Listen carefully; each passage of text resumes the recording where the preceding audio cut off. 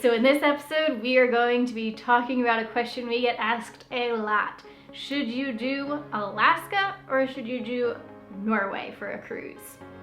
Or both? Do both. Let's dive into it. Why do you have to pick? Let's dive into it. Let's compare the two and explain the differences between both. It's like a cheeseburger or burger. What if I want both? What if I want a hot dog and a hamburger? Why do I have to choose? Alright, so one of the key ones we noticed right off the bat is there is a significant difference in the kind of ambiance of the cruise. So Norway is very scenic focused. You are not going to see many animals or wildlife roaming around on the shoreline. It is about the views of the coastlines, the fjords, the mountains. Alaska, it's kind of a mixture, but you were sure as heck you're hoping you see some wildlife. So there's whales, seals, bears, moose. We've seen it all in Alaska. Bald eagles. We saw some birds in Norway, and some whales. We did see a whale. I think we may have seen a whale or two. Yeah. We saw birds. But it is mainly about it. the scenery, and Alaska is mainly about the wildlife. So that's a key difference. Many people know Alaska is not the cheapest option for a cruise. You can find some great deals. Norway is very similar to Alaska. It is not going to be your cheapest cruise. It is a kind of bucket list item. It's gonna cost more than your average Caribbean cruise. Just keep that in mind if you're looking to book. But it's 100% worth it in our mind. Yeah, and I would also say in regards to Norway, if you are from the U.S., you do have the excursion difference, right? So depending on when you go, it could be a little close. It could be really, really off. So just keep that in mind. At least with Alaska, it's still the U.S., so you still have the dollar. Yeah, but both are equivalent in expense. If you've been on an Alaska cruise before, you can expect to spend the same amount for your Norway cruise. What I will say is that you have to fly to Norway, which makes it a little bit more expensive. Or not fly to Norway, but fly to Europe to get on a cruise. Or you can take a transatlantic and then do the next back-to-back one, which is the Norway cruise. But again, if you're European, then it may also be cheaper because you may be there. You may be able to just take a train to it. Where Alaska, you'd have to fly. So whatever I said, just flip it around if you're in Europe watching this episode.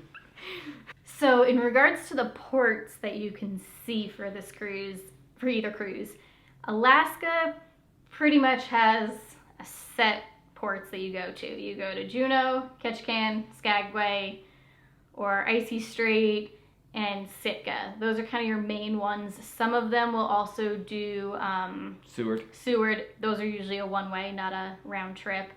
But those are your predominant port stops. There's nothing else that they really do. Like Glacier Bay and Hubbard Glacier. Yeah, it's a cruising day, though. You're not getting off the boat. Yeah, no, but it's... True, those two are in there as well. Whereas Norway, there are a lot of different stops that they have as options. So you could do 4 or 5, no, maybe not 4 or 5, but you could do several Norwegian cruises and stop in different cities than you had previously stopped at. They have way more city options that you can stop in and 2 major fjords that you can stop in. So I guess in the fjords sense, then that's kind of similar to Alaska. You have either 2 glaciers or 2 fjords. But in the fjords, you actually stop and... In a town. So that's the key difference. So like Glacier Bay, you just sail the glacier. It's 100% worth it. But it's gorgeous. You just sail the glacier the entire day. Say you're doing the Granger Fjord in Norway, you go to Granger at the end of the fjord to get off and do some more excursions. Both beautiful, but Norway definitely has more ports as options. So do your research in that sense on what you wanted to see. So both a Norway and Alaska cruise only covers a very small percentage of the actual country. Or state. True.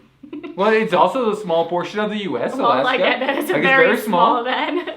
But on an Alaska cruise, you do the very bottom of Alaska, right next to Canada. You miss the northern portions of Alaska when you do a cruise. Norway, you usually do the bottom half of the country. There's a lot north of that, including the Arctic Circle and above, that typically aren't available on the mainstream cruise lines. There are cruise lines that do offer it. Same with Alaska, you can do further up if you take a more premium or a select cruise line. So what does this mean? It means you see very limited portion of the countries or state. Or country. But it does offer you a glimpse into what it's kind of like in those areas. However, if you do enjoy it, we would highly suggest you do a land portion as well, whether with yourself or with the cruise lines if they do offer it, because the rest of the country and state is beautiful as well. An example of Alaska, we ended up doing a land portion ourselves after we did our cruise, and we went up to Anchorage. We were supposed to go up to Fairbanks. Long story short, there was a massive strike, so we cut out that part of our trip.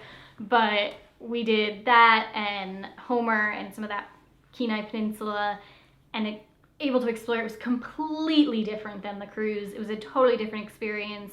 And Norway, we have done Oslo ourselves, which is the major city in Norway, and there's lots of other things you can do too, like go all the way up to Tromsø, and there's just a lot of different great cities that you can explore in Norway.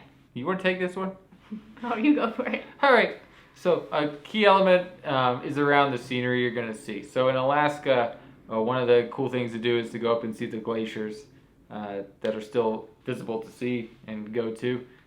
In Norway, those glaciers are no longer visible, but it does have beautiful waterfalls. So it depends on what you like. And both very different.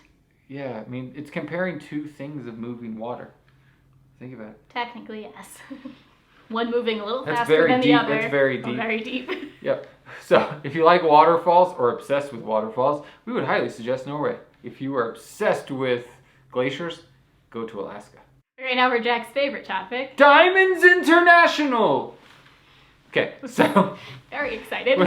If you've done a Caribbean cruise or you've done an Alaskan cruise, you know that there will be diamond stores out the wazoo when you get off the ship. To my pleasant surprise, that is not the case in Norway. I didn't see one diamond shop. Maybe one. I don't think I saw one. No, it seemed maybe a jewelry shop. But A not jewelry like shop, but not Diamonds International. So if that's the one thing you don't like or you hate about cruising, or you do Norway like. is the cruise for you. But I will say Norway did have some of the touristy shops in the sense of like the Norway trinkets and just the trolls and things like that, or shirts that say Norway on it, or jackets that said Norway. So if you like to collect stuff from your travels from the different areas you go to, Norway does offer that. Same with Alaska. You can come home with some pretty cool swag. Emma now has a full closet of Alaska sweatshirts. I only have 2. That's a full closet. We need 2 sweatshirts.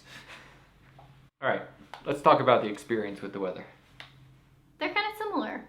Yeah, they're almost exactly the same. I think Alaska may get a little warmer than Norway. Agreed with that. Because we did see people swimming on both of our trips to Alaska. Or 2 of our 3. Yeah, in October Actually, and maybe on May. the third one, in September people were swimming. Yes, so Alaska's a little bit warmer. They both do rain quite a bit. So make sure you pack a rain jacket and some wellies. Alaska, you could have more like rain all day since Alaska is a rainforest. Where Norway, you kind of just have that like coastal rain that can blow in for a little bit or just be kind of misty for a little bit. Where Alaska, you could just have a full-on rainy day. Yep. But temperature-wise, they're probably both in like the 60s and 70s. I would say Alaska, though, if you're in the beginning or end of the season, you probably should have a coat just because it can get like that damp cold, and it can be definitely a little bit colder. We've had like the 50s and stuff in Alaska. Yeah, and both of them run about the same time of year. Alaska starts a little bit earlier and it runs a little bit later from a cruise season than Norway. They both start May. Alaska now starts in April. Oh, they do have some. And goes till the end of October. Okay, I knew it went through October. Norway is May to September. So I guess, yeah, Alaska is a tiny bit longer. Yeah, they're milking Alaska for everything it's worth it. Yeah, the only thing that I would mention with Alaska in regards to that is we had done the last week of September an Alaskan cruise, and we noticed that a lot of places were starting to close down either that week or the following week, like the first week of October. So I would keep that in mind if you are going to plan something, that just a lot of places are closing down for the winter and you may not have the same amount of options available to you. Let's talk about the most important thing. Alaska is going to be open for the 2026 season. Norway, not so much. Well, it's still open. You just may not be able to go and see the same amount of things that you have previously been able to see on major cruise lines. Let's put it like this. Starting in 2026, the Glacier Bay of Norway, so the Granger Fjord, is no longer accessible from gas-emitted vehicles. Not vehicles, ships. It's a better term. And so those UNESCO World Heritage Sites will be off limits to major cruise lines until they can come up with an electric version. Now there's some cruise lines that we have seen in Norway that are smaller that have already started kind of a hybrid mode where they can go into the cruise electric mode for 4 hours. Those will still be allowed to go. But for your main cruise lines like Celebrity, Royal, Disney, NCL, they don't have that capability yet. No. They don't have any ships that can do that. So for a lot of cruise lines, you're going to be limited on what you can go see. So if you really want to go see Norway, specifically the fjords, book it. because starting 2026. Like, important fact, book it. Now. If you've liked this episode, please hit the thumbs up below, the notification button, and subscribe if you're not subscribed. If you've been subscribed for this channel for a while, or you just like this episode and you want to help support us, we do offer a membership. You can click the link below to help support us. So thank you to our members that have already joined. And there are some benefits with the membership. There are some benefits, like a little poppy card and a sticker. But if you like this episode and want to learn more about Norway, click on the link up here next to Emma's head. And below. To see our episode on how we review Norway, as well as the series you can see for our latest cruise to Norway. Till next time, get out and live a little. Bye, guys.